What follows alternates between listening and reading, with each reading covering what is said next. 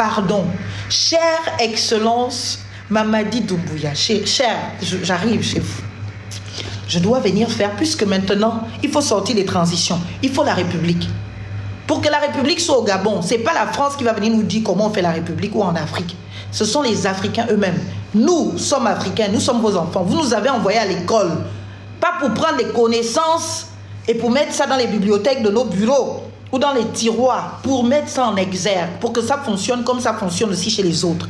Donc, cette connaissance-là, la voilà. J'arrive là-bas. Donc, en Guinée-Conakry, il faut que je m'organise un projet des pays du Sahel. Et je veux venir pour que vous montriez au monde entier que vous aussi, vous êtes démocrate.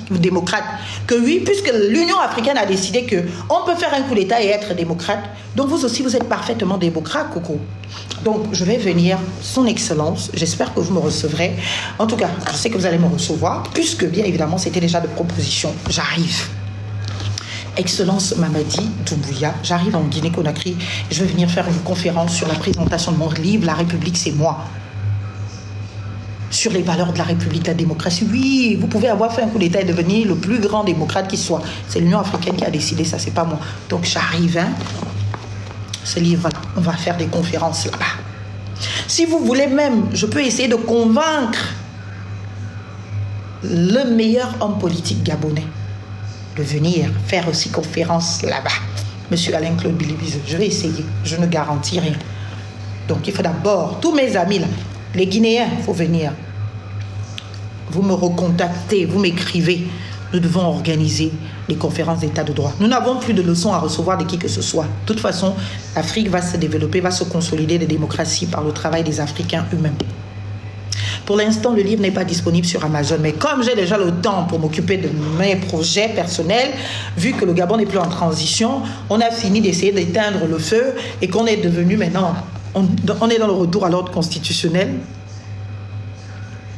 Eh bien, je peux déjà me consacrer à rendre le livre disponible. Mais nous allons faire des commandes à concurrence des réservations pour les différentes conférences. La conférence, on fera en Guinée-Conakry.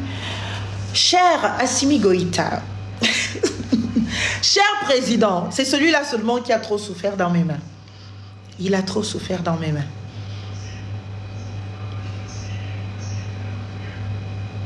Il a trop souffert dans mes mains. J'ai condamné. Mais aujourd'hui, je vous demande pardon, Monsieur le Président. Son Excellence Assimi Goïta, je vous demande pardon.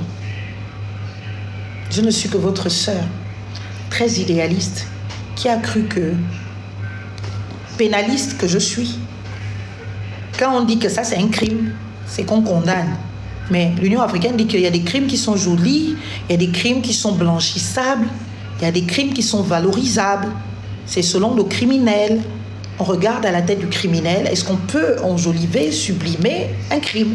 Et si c'est bien évidemment le cas, on dit oui, on peut sublimer. Donc, pardon, chère Excellence, Assimi Goïta, j'arrive là-bas au Mali. Oui, mon cœur est léger maintenant, je viens. Je vais d'abord laisser l'idéologie stricto sensu. On va continuer notre combat. Bien évidemment, par toute la bienveillance africaine que l'on a. Donc, oui.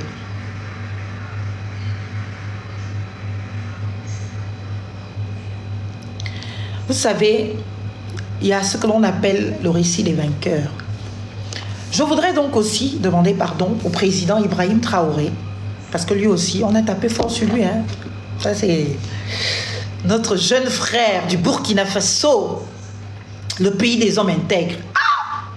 Comment je voulais aller découvrir ce pays. Je me suis liée d'amitié avec de magnifiques femmes d'action et de combat burkinabés qui m'ont invité.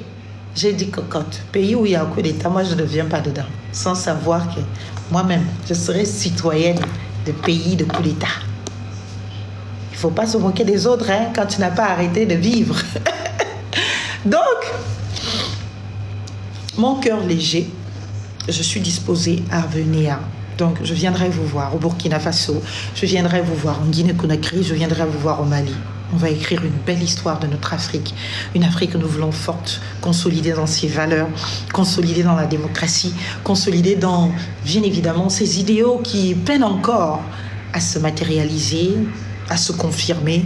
Je pense que par l'éducation, par la formation, par de grandes sensibilisations au travers des séminaires, des conférences, bien évidemment, comme je les avais commencé en France, ici, l'Afrique changera de plus en plus. Et ce sera que notre travail à nous-mêmes. Ce sera que notre travail à nous-mêmes.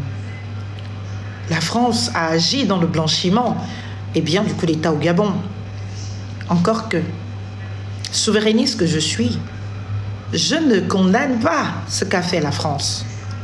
Parce que condamner ce qu'a fait la France, c'est établir un lien de subordination avec la France. C'est établir un lien de paternalisme. C'est constituer que la France, j'attends qu'elle vienne faire des choses pour l'Afrique. Je dis, hein, vous m'avez seulement attendu pour venir me pourrir le live avec la 5e République. Pour moi, il n'y a pas de 5e République. Mais il y a ce que l'on appelle le discours des vainqueurs. Ce sont les vainqueurs qui écrivent l'histoire à un instant T. Ils vous ont dit que c'est la 5e République. Vous devez seulement dire oui, amen. Moi, je vous dis, il n'y a pas de 5e République. Pour moi, si on a beaucoup là, c'est 2 républiques. C'est 2. Donc, la première république, c'est celle qui est partie de notre première constitution à la constitution d'Omar Bongo. C'est la première république. Ce qu'Omar Bongo a mis en place jusqu'en 1990 là, ça ce n'était pas la République. C'est pas parce que c'était écrit République que c'était République. Sauf si vous voulez encore reconnaître ça, vous dites ok, c'est la 2e République. Donc, parce que on est parti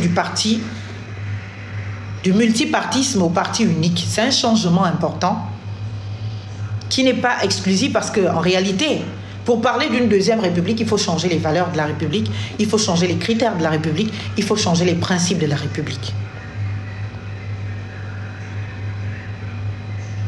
Alors que la République d'Omar Bongo, c'était une entorse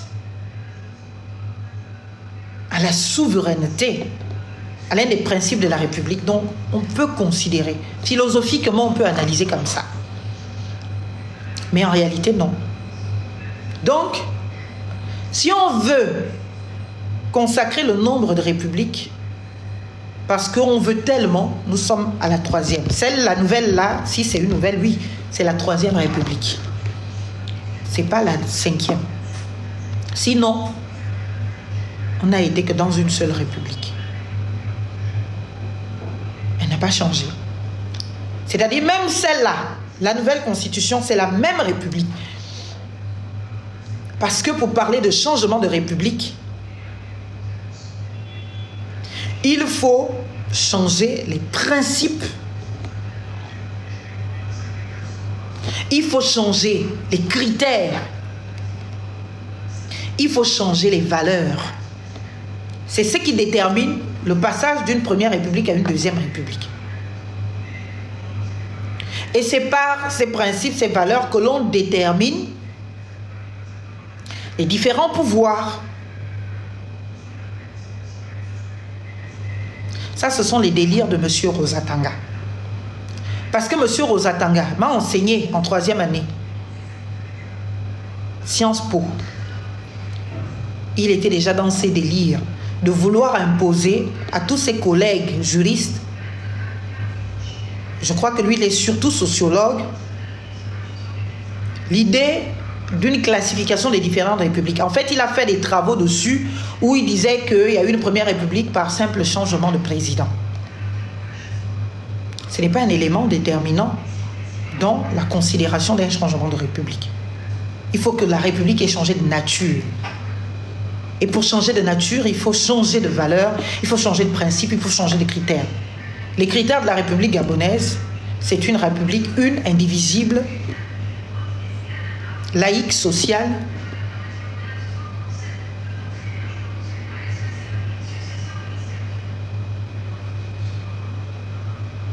et démocratique. Pour parler des valeurs, liberté, égalité, fraternité, laïcité. Pour parler des principes, celui du gouvernement de peuple par le peuple pour le peuple, celui de l'état de droit, celui de la souveraineté nationale, c'est en cela que se traduit gouvernement du peuple pour le peuple par le peuple, et celui, bien évidemment, de la séparation des pouvoirs. Depuis que le Gabon est Gabon, le Gabon ne s'est jamais éloigné de cela. Donc, on est toujours dans la même République. Si on veut, stricto sensu, vraiment déterminer de la République dans laquelle nous sommes dans la même République. C'est la première. Donc, on n'est même pas encore stricto sensu dans une deuxième République. Peu importe comment les pouvoirs s'embrouillent un peu là. On peut comment on appelle? On peut attribuer tous les pouvoirs à un président, ou même quand on les met, bien évidemment, il faut féliciter le gagnant. Félicitations. On va un peu regarder, c'est incroyable. C'est-à-dire que nous, on a 3%. On a obtenu 3%. Vous nous avez attribué 3%. Disons même qu'on a obtenu 3%. Mais je n'arrive pas à comprendre comment les gens qui ont 3% empêchent ceux qui ont 100% quasiment de dormir. Comment quelqu'un qui a 100% presque peut attendre les félicitations de quelqu'un qui a 3%? Mais vous avez des problèmes. Mais tu as 100%, c'est le plébiscite. Tu n'as rien à foutre de nous autres. Tu n'as pas besoin de nous pour exister. Tu n'as pas besoin de nous pour te sentir de valeur. Mais vous ne dormez pas. Vous harcelez tous les services d'État, harcèlent le président Alain Claude pour qu'il présente, pour qu'il félicite Oligui. Moi-même, je reçois des gens à mon cabinet ici qui viennent me dire, maître, il faut faire une conférence de presse pour féliciter Oligui et tout. Non. J'attends sa prestation de serment. Je vais faire un texte ou je vais faire une communication comme j'en ai l'habitude. Propre, républicain, démocratique et démocrate. Mais bien sûr, je vous ai dit, il y a les bons putschistes et les mauvais putschistes. Il y a les bons criminels et les mauvais criminels. Si tu es le putschiste qui caresse dans le sens du poil l'Occident, qui dit à l'Occident, hey, s'il vous plaît, validez-moi, soutenez-moi, moi aussi je vais vous donner tout ce que vous voulez, tu deviens le bon putschiste, on te valide, on t'adoube, on te blanchit. Mais si tu es le putschiste qui dit, hey, attention, on va d'abord regarder nos accords, on va d'abord voir, est-ce que mon peuple... Est-ce que mon peuple...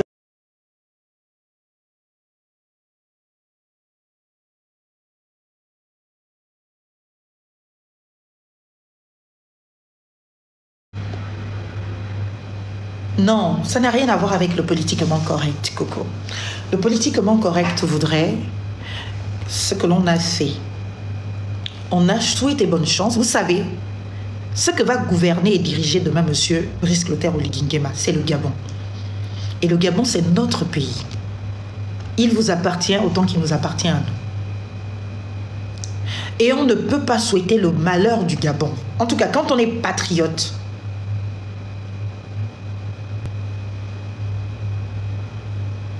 quand on est patriote, on ne peut pas souhaiter le mal de son pays.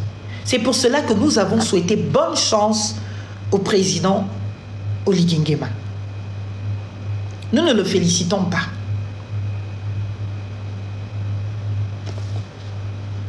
Nous ne le félicitons pas.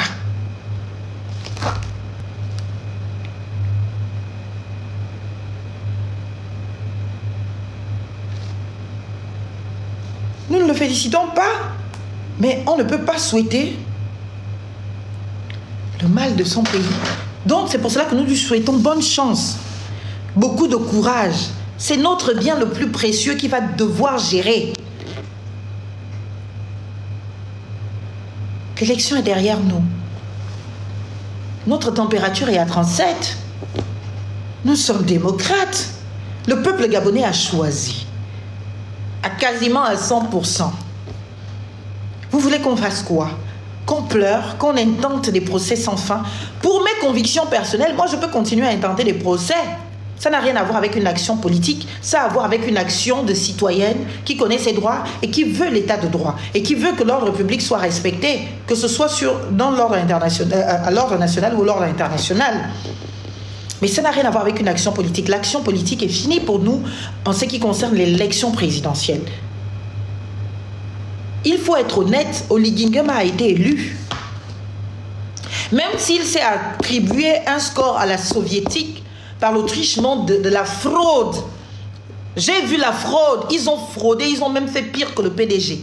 Même s'il n'y avait pas cette fraude, vu le degré de haine, vu le degré de colère, vu l'inconscience parfois citoyenne et l'inconscience des enjeux, le peuple gabonais a voté Oligui Nguema. Mais je vous le dis, nous avons eu 37%. Ils ont enlevé, ils ont déplacé la virgule. Ils ont mis ça entre 3 et 7. C'est ça qui a fait le résultat que vous avez vu là. Oligui gagnait les élections. C'est pour cela que nous restons respectueux de cela. Et c'est pour cela que nous n'avons pas fait de recours. Parce que même si la Cour constitutionnelle, pour une fois, disait le droit, ce qui n'allait pas être le cas, parce que si elle n'a pas dit le droit pour invalider la candidature d'Oligui, ce n'est pas pour contester les résultats d'Oligui qu'elle allait dire le droit. Est-ce que vous comprenez? Mais même si la Cour constitutionnelle s'était comportée comme dans le meilleur des mondes, en respectant l'ordre public, Oligui a gagné les élections. Mais dans les 60%, il y a 30% qui lui ont été attribués. Ça ne lui appartient pas. Tout le monde le sait. Les services sociaux, tout le monde le sait. Et nous tous, nous le savons. Et comme on est au Gabon, c'est maison de verre. C'est pour ça que nous, on n'a pas la douleur. On trouve petite des personnes qui ont essayé de faire croire à un plébiscite alors que eux et nous connaissons la vérité. On va avoir quelle douleur dans ça? On constate que le système continue, on constate que l'état de droit n'est pas, on constate que, eh bien, la machine du système Bongo PDG devenu système Oligui Bongo PDG CTRI continue. Et nous, notre combat, c'est de faire connaître notre projet de société et de devenir majoritaire dans l'opinion et de remporter la prochaine échéance et d'accéder au pouvoir. Nous sommes dans un exercice de conquête du pouvoir. Donc, il n'y a pas de bouderie à faire. On n'a pas boudé. Les Gabonais se sont exprimés. Les Gabonais ont voté un candidat. Et nous, on décide de ne pas le féliciter parce que pour féliciter quelqu'un, attendez, on va regarder même la définition de félicitation. On va voir.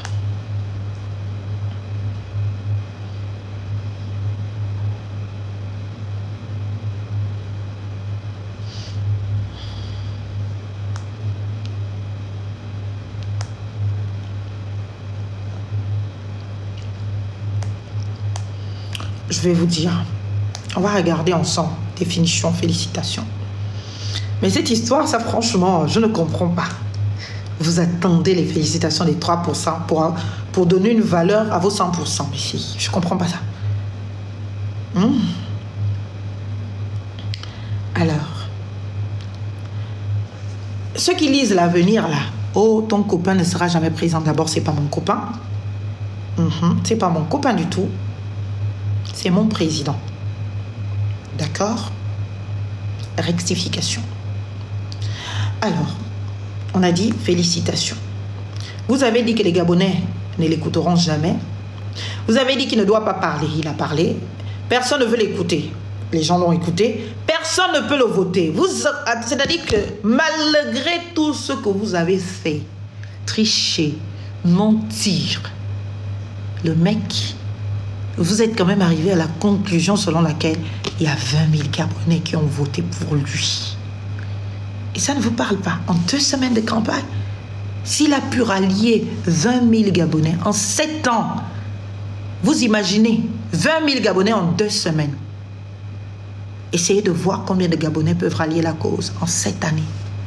Si ce mandat finit, bien sûr, s'il n'y a pas un autre coup d'État, vu que le coup d'État est devenu le moyen par excellence d'accession au pouvoir et de mécontentement de la gestion d'un pays, reconnu par l'Union africaine. Donc s'il n'y a pas un autre coup d'État, imaginez un peu. 20 000 pour 3%, mais quand même, il faut aussi vous apprendre les mathématiques, il faut aussi vous apprendre le pourcentage. Ah, d'accord. Je comprends pourquoi vous ricanez sous les commentaires quand on dit 3%, vous riez. Mais 3% de l'électeur, enfin des suffrages au Gabon, c'est 20 000 Gabonais qui ont voté. 1, 2, 3, 4, 5. Pourquoi je me fais la pression? Attends. 1, 2, 3, 4, 5 Gabonais. 100, 200, 300. Est-ce que vous imaginez 1000 Gabonais, 2000 réunis qui ont dit qu'on part voter un projet de société. On part voter un individu. On lui fait confiance. Parti de zéro à héros. Parti de celui que les Gabonais ne voulaient plus voir en peinture. Parti de celui qui ne doit pas parler à celui que l'on prend. On met dans son bulletin côté blanc. Nous, on a gagné ces élections. Je suis d'autant plus fier d'y avoir contribué. D'avoir contribué à blanchir un individu. D'avoir contribué à rendre justice à un homme. Un homme que tout un système a décidé d'éteindre. Un homme que tout un système a décidé d'attribuer. À qui tout un système a décidé d'attribuer tous les torts, tout le malheur du Gabon. Mais voir qu'il y a des Gabonais qui ont ouvert les yeux, qui ont dit, dans cette ambiance où tout le monde est encore subjugué et que tout le monde croit encore au discours de la libération, qu'il y a eu des Gabonais qui sont allés dans les urnes, qui ont voté Alain-Claude Billy-Visé. Mais mon Dieu, vous n'imaginez pas, nous on est heureux. C'est vrai qu'on n'était pas candidat pour être deuxième. On n'était pas candidat pour avoir seulement 20 000 électeurs. On était candidat pour être élu. Mais nous sommes les grands vainqueurs. Mon candidat est le grand vainqueur de cette élection. Parce que enfin, son nom dans l'histoire de notre pays est écrit en lettres de noblesse. Lettres de noblesse. Ce n'est plus le ministre d'Ali Bongo, le ministre d'Omar Bongo, le fabriqué ou le militant de Mbaba Solo. C'est devenu un ancien candidat à l'élection présidentielle qui a été voté, non pas à concurrence de 5 000 francs, non pas à concurrence d'un poste, mais qui a été voté sur son projet de société, qui a été voté parce qu'il incarne, qui a été voté pour sa personnalité. C'est-à-dire que ces enfants aujourd'hui peuvent dormir tranquilles d'avoir un grand nom écrit en lettres de noblesse. S'il n'y avait pas eu cette élection, si mon candidat ne s'était pas présenté, ces enfants raseraient peut-être demain les murs. Quand on entend c'est l'enfant de Billy-Visé, tellement le système t'a avili, t'a sali, t'a noirci, tu rases les murs. Donnez-moi le nom d'un seul politique du système qui peut aujourd'hui au Gabon se tenir droit debout, taper la poitrine, être fier. Qui au Gabon, quand il se balade, aller faire les courses, tu vois les Gabonais qui descendent des véhicules, qui s'arrêtent, qui descendent des véhicules dès qu'on le voit, qui viennent lui dire bonjour.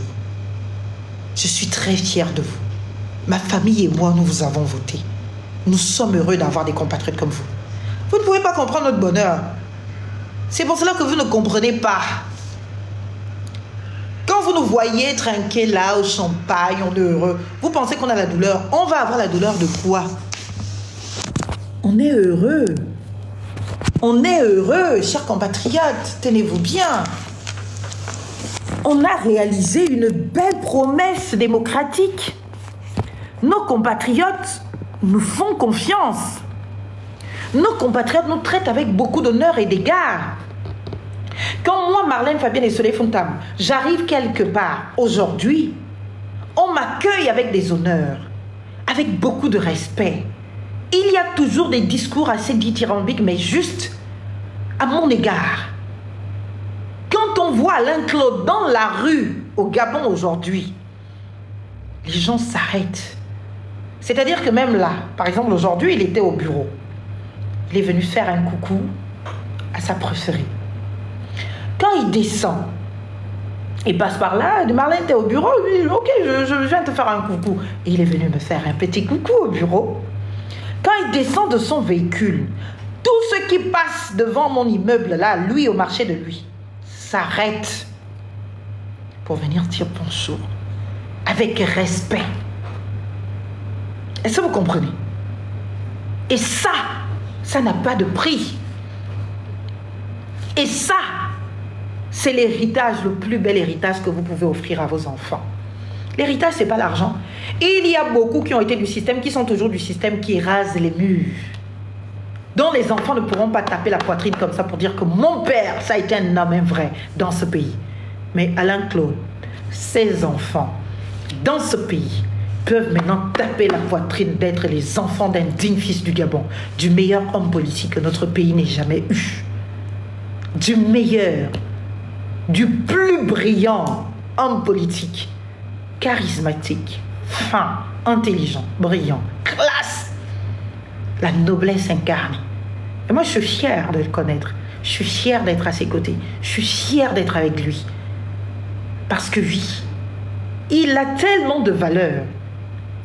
On vous a vendu un Alain Claude que vous ne connaissez pas du tout. On vous a vendu un Alain Claude. Mais on a le temps. Vous aurez le temps de le connaître. Vous aurez le temps de savoir qui est Alain Claude Bilibizé. Vous aurez ce temps. Et on a le temps pour vous. On viendra chez vous. On viendra vous voir. Nous, on est en politique, la vraie. Pas la politique pour chercher sa petite place au soleil. C'est pour cela que ça vous fatigue. C'est-à-dire qu'au lieu d'être heureux, d'avoir fait un quasi 100%, vous stressez. De voir les 3% être heureux, épanoui, on n'a pas de problème. Nous sommes heureux. Nous sommes épanouis. Enfin, quand vous me voyez, quand vous nous voyez, vous pensez que nous sommes des personnes en souffrance? Non, du tout. Du tout. Nous vivons nos vies bien, normal. Je ne suis pas au chômage. Je ne me suis pas retrouvée en politique parce que je cherche un emploi. J'ai un emploi. Ici, c'est mon cabinet. Je travaille heureusement chaque jour. De plus en plus de Gabonais me font confiance, me confient leur vie, me confient leurs intérêts. Et je les défends, fort heureusement, avec mes tripes, avec mon ventre, avec ma tête. Et nous avons des solutions, fort heureusement. Et c'est cela, la plus belle des victoires. Donc oui, je ne cherche pas d'emploi. Donc oui, nous n'avons pas fait ce que nous avons fait pour avoir une petite place au soleil, pour être au gouvernement. Non. Si je voulais être au gouvernement, pour être au gouvernement, sous Ali Bongo, je l'aurais été. Sous Oligui, pendant cette transition, je l'aurais été. Ça ne m'intéresse pas. Je suis en politique. Quand on s'engage en politique, c'est pour gouverner. Oui, si on gagnait, j'aurais été première ministre. Pourquoi pas?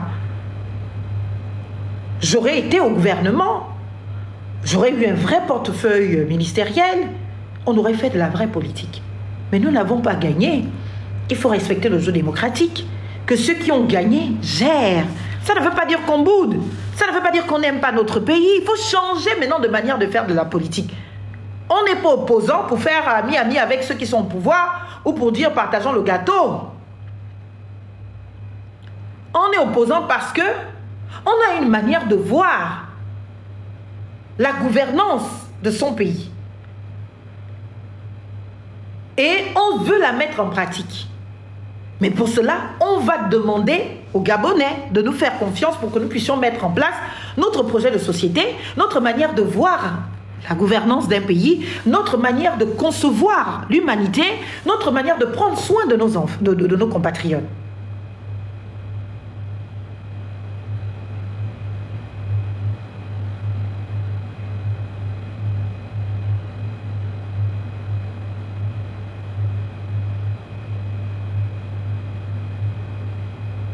Et ça, vous comprenez? On ne peut pas. Alors que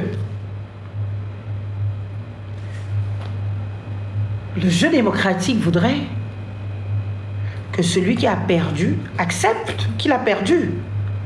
Mon président vous l'a dit. Il vous a dit. Le problème de ce pays, c'est que celui qui perd ne reconnaît pas qu'il a perdu. Mais il s'applique à lui-même ce qu'il dit. Vous avez voulu lui porter un manteau de menteur. Il vous a prouvé A plus B qui n'a jamais été menteur. Vous n'avez jamais sorti une vidéo où il dit une chose et une vidéo où il dit le contraire. Vous étiez nombreux là à partager maintenant les vidéos, les anciennes pour dire que, oh, il a dit que le problème de notre pays, c'est que celui qui perd ne reconnaît pas qu'il a perdu. Mais lui, il a reconnu qu'il a perdu. Et il est resté digne. Et cela me fait être encore plus amoureuse de lui, de mon président, oui. Le vrai amour existe. Quand je vois comme ça, je dis...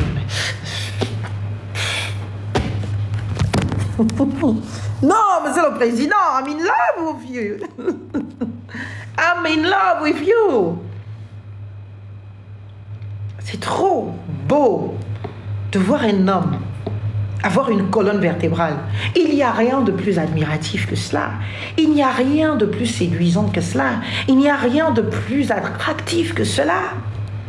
Un homme qui a une colonne vertébrale, qui a des valeurs, qui tient droit sur ses pieds, sur ses convictions. Mais mon Dieu, oulala, on en a des rares dans notre pays.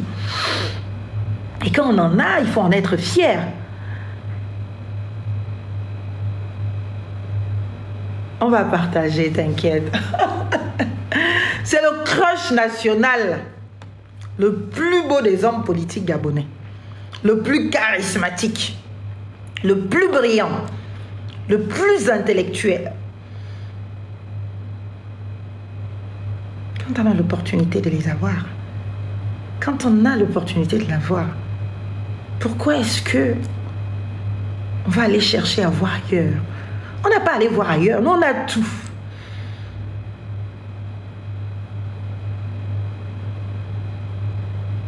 On a tout. Ah, monsieur Traoré, s'il vous plaît, vous pouvez reprendre votre question, je ne l'avais pas lue. Vous savez, ça défile tellement vite. On a tout. Ah oui, c'est l'amour qui parle. Il y a quelqu'un qui dit, vous allez subir 5 mandats du général Oligui. Écoutez, très honnêtement, quand vous nous voyez comme des gens qui peuvent subir quelqu'un. Nous sommes trop libres dans nos têtes. Si on a un point fondamental en commun, c'est la liberté qu'on a en partage. C'est un homme libre, je suis une femme libre. Vous comprenez? Et on ne peut subir personne. La démocratie, la politique, la vraie, ce ne sont pas les organes. C'est vrai que bon, on s'est un peu prêté au jeu des organes, mais la politique, ce n'est pas un jeu d'organes. La politique, c'est dire que j'ai une manière de voir les choses. J'ai un projet pour mon pays. J'ai une offre politique à soumettre à mes compatriotes. On la soumet. Et si notre compatriote, nos compatriotes, respectant les règles démocratiques, c'est-à-dire en majorité, ne veulent pas de ce projet, votent contre ce projet, on doit le respecter. On n'en souffre pas. C'est vous qui avez mercantilisé la politique. Et tellement la politique a toujours été mercantilisée, eh bien, c'est ce qui amène des dépressions viscérales, c'est ce qui amène des désillusions, c'est ce qui amène la haine, la colère. Si j'échoue en politique, ma vie professionnelle est réussie. J'ai un cabinet. Heureusement, les Gabonais me font confiance. Heureusement, je suis Madame Solution. Tant qu'il y aura des problèmes, j'ai des solutions à proposer. Donc, ma vie n'est pas fonction...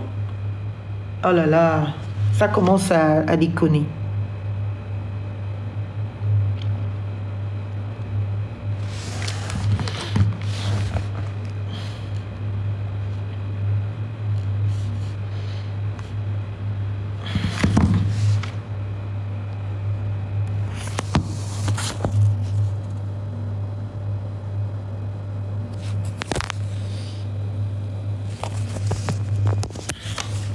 Je vous disais donc, chers compatriotes, que ma vie n'est pas fonction, eh bien, de qui est au pouvoir ou qui n'est pas au pouvoir. La conquête politique est un combat permanent. On peut le commencer aujourd'hui, il peut réussir dans 7 ans, dans 14 ans, dans 30 ans. Nous sommes prêts. Ce n'est pas un combat appropriable et nous vous le disons tous les jours et il faut que vous le compreniez. Le combat politique, ce n'est pas un combat appropriable. Nous, on peut le faire aujourd'hui. Peut-être ceux qui vont en avoir les fruits sont des générations de nos enfants demain. Et nous, on est conscients de cela, donc on ne peut pas être malheureux quand il y a des échecs. L'échec en politique, ce n'est pas l'échec de sa vie. L'échec en politique, c'est peut-être que ton projet n'a pas été assez bien vendu. Tu n'as pas eu le temps peut-être de le divulguer, de le présenter. Peut-être le peuple à qui tu l'as présenté n'est pas disposé à l'entendre. Ça aussi, c'est une réalité. On a un peuple qui parfois, dans sa majorité, n'est même pas conscient de ses droits les plus basiques. Qu'est-ce qu'il va comprendre à un enjeu électoral? Un peuple qui te demande encore 5 000 pour aller voter pour toi. Un peuple qui vient encore te vendre ta carte d'électeur. Comme ils ont été peut-être maltraités par les gens du système. Moi, j'ai vu ça au Yémen. Quand le président est parti au stade, j'ai même les vidéos. Des gens qu'on a transportés pour aller au stade, qui pour le retour, c'était devenu compliqué, on ne leur a pas donné leur argent. Ils se baladaient avec leur carte d'électeur pour vous vendre ça à 10 000 francs. Et le jour du vote, ça descendait à 5 000. Vers 14 h, on te vendait ça à 2 000 francs. Nous, on a dit, on n'achète pas les votes. On n'achète pas les votes. D'abord, on n'a pas assez d'argent.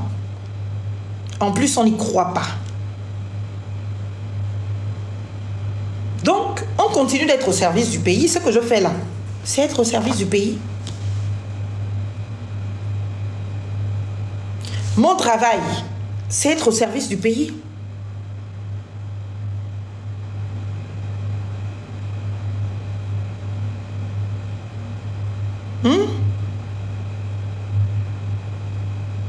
On n'est pas au service du pays qu'en étant dans un gouvernement, qu'en ayant un poste à la discrétion du président. Ce que nous faisons, nous sommes au service du pays, tout chacun à son niveau. Chacun a son petit niveau de responsabilité.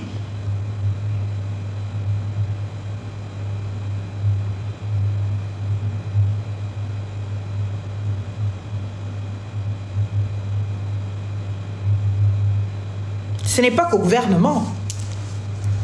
Quand mon cabinet fonctionne, je n'ai pas besoin du salaire d'un ministre. Je ne vois même pas le salaire d'un ministre, pas les argents qu'on transporte dans les sacs, les valises. Tout ce que nous demandons, c'est l'état de droit. Mon candidat, mon président n'a jamais été kunabéliste. Jamais. Et c'est pour cela que les gens ont sa douleur. Même quand il a rejoint le système, il n'a jamais été kunabéliste.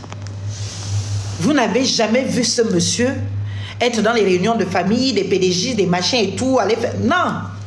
Les seuls endroits où vous l'avez vu en groupe avec les PDG, c'était dans les événements officiels, la campagne. Oui, on est un peu obligé d'être ensemble, de faire ensemble.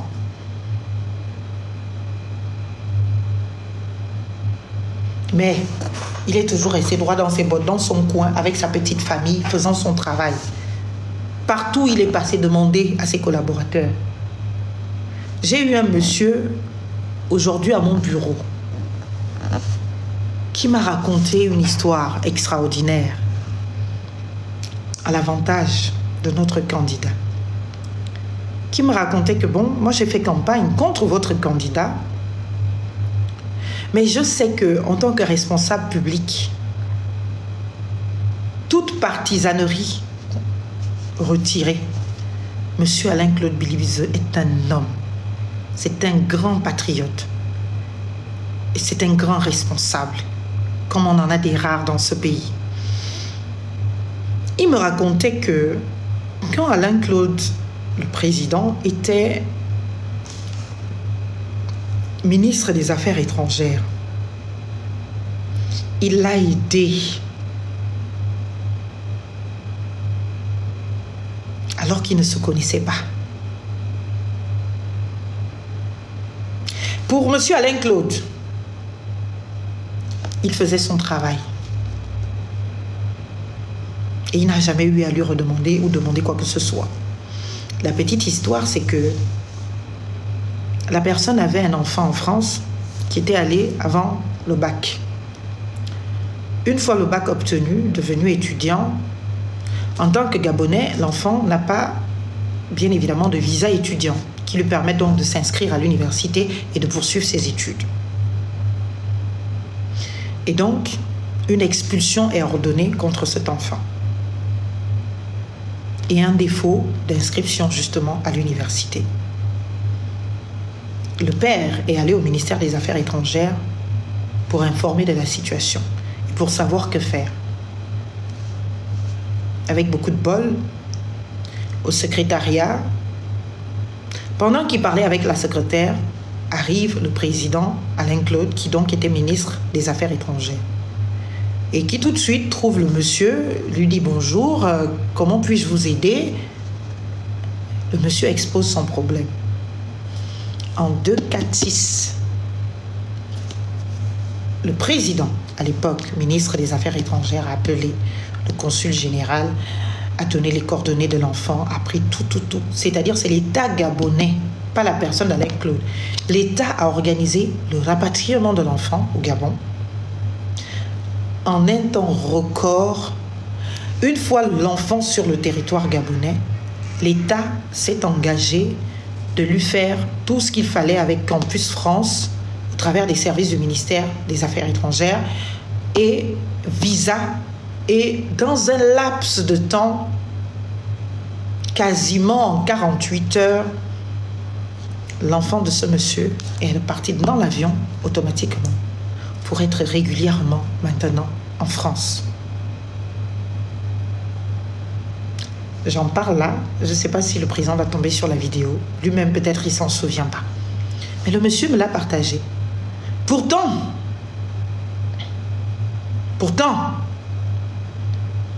le monsieur dit, politiquement, je ne suis pas d'accord avec lui. Et je ne l'ai pas soutenu. Et j'ai respecté ce monsieur pour cela. Parce que je me suis dit, oui, voilà un citoyen qui n'est pas dans l'attitude majoritaire au Gabon. Parce que les Gabonais pensent que, comme quelqu'un t'a trouvé du travail, tu dois le soutenir à vie.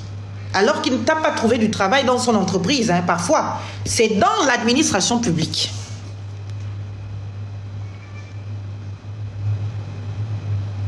Monsieur Alain-Claude a fait son travail et ce Gabonais en était conscient que lui, il n'a fait que son travail.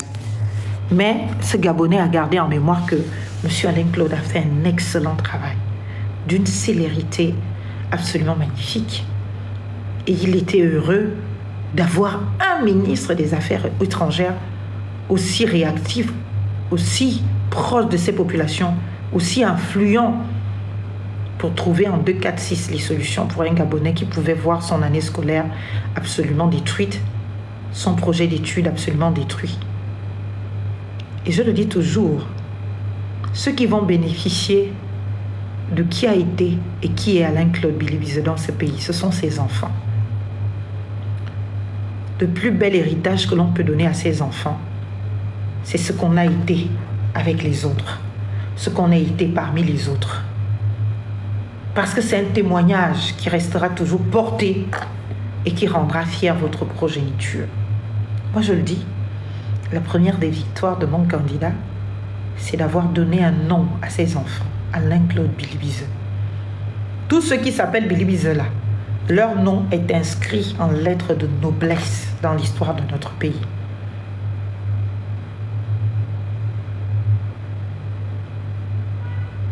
Et il est un grand homme, comme on en a des rares. Le meilleur homme politique, le seul homme à avoir une colonne vertébrale idéologique, le seul homme à s'affirmer de conviction, le seul homme à ne pas être éternellement condamné à la mangeoire, le seul homme qui a refusé un poste de Premier ministre. Ça n'a jamais existé au Gabon. Enfin, c'était le premier à le faire.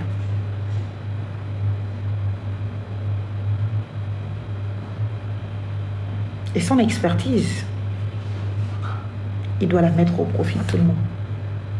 Il a une... Tu travailles demain? Un peu. Moi, je fatigue. Mais rentre, je vais rentrer seule. Non, tu as dit 10 minutes. Bon, laisse-moi pour une fois vraiment 10 minutes. J'arrête à 1h, enfin à minuit 50. Ça te convient? Oui, chers compatriotes, on veut que je vous abandonne parce qu'il faut que nous rentrions. Comme vous vous en rendez compte, nous sommes encore au bureau. Il faut donc rentrer à la maison. Donc, pour vous dire que je ne comprends pas, je ne comprends pas votre douleur. Comment les presque 100% peuvent attendre les félicitations de 3%. Jusqu'à vous n'en dormez pas. Jusqu'à vous en faites même un sujet. Jusqu'à c'est devenu un débat. Vous faites ça comment?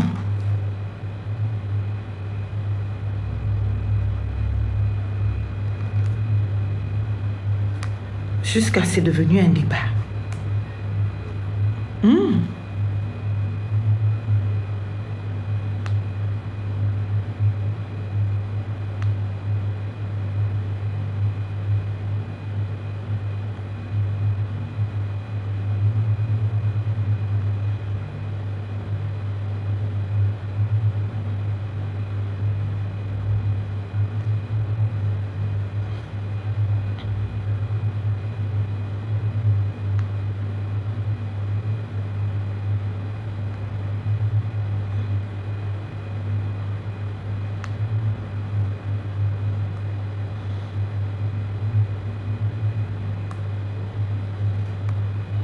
C'est devenu un débat.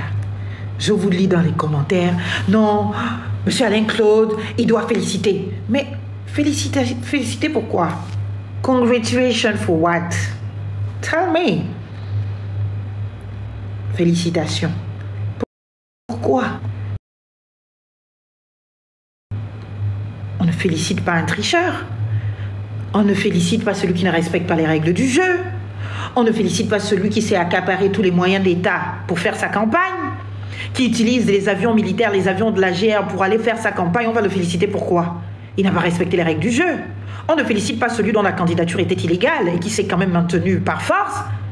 Mais on respecte le jeu démocratique. On dit oui, les Gabonais ont dit oui à ça. Les Gabonais ont dit oui au non-droit. Et les Gabonais sont souverains.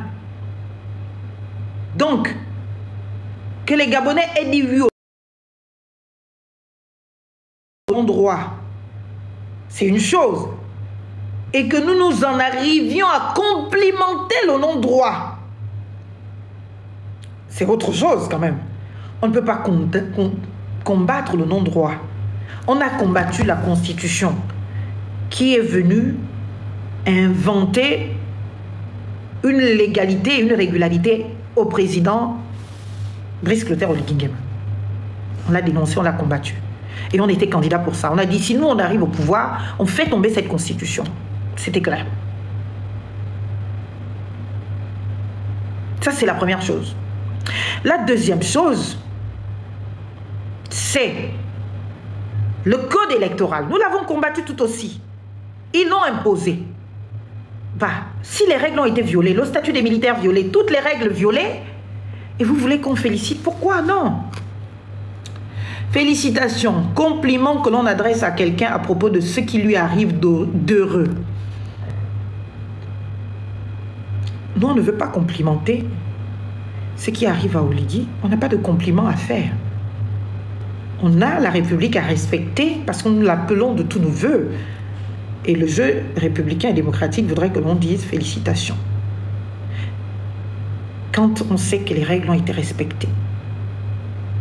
Chaleureuse approbation. Chaleureuse approbation, c'est-à-dire qu'on est heureux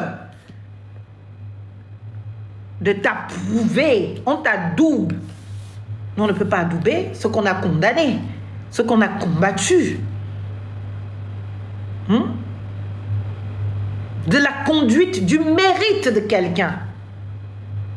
Chaleureuse approbation de la conduite, du mérite. C'est français. Quand on dit qu'on ne félicite pas, ça ne veut pas dire qu'on est douloureux.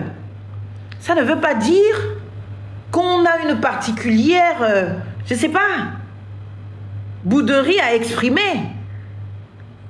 Parce que félicitations, c'est un mot français, ça procède du mérite.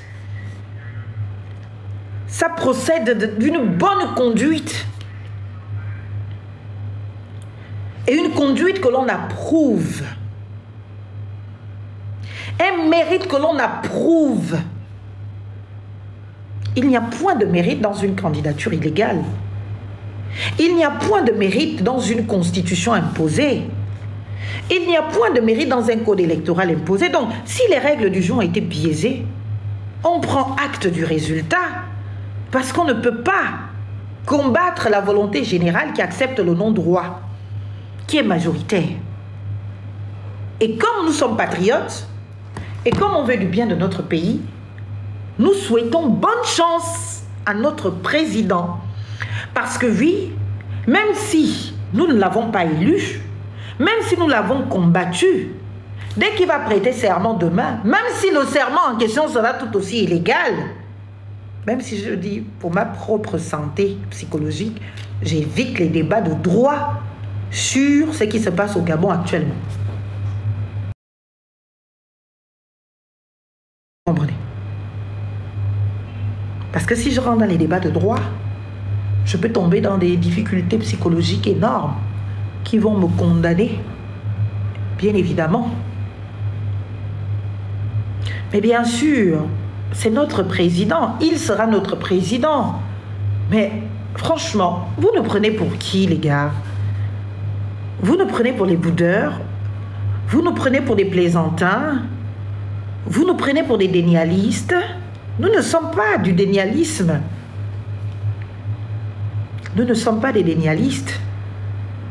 Nous affrontons la vérité et la réalité. Et la réalité, c'est que le peuple gabonais, dans sa majorité, est favorable au non-droit, est favorable à la dictature. Et là, c'est la dictature de la majorité. Et nous sommes minoritaires.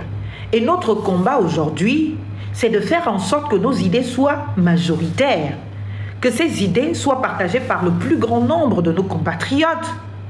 Mais Oligui Nguema, demain, il prête serment, c'est la volonté du peuple gabonais, malgré la tricherie.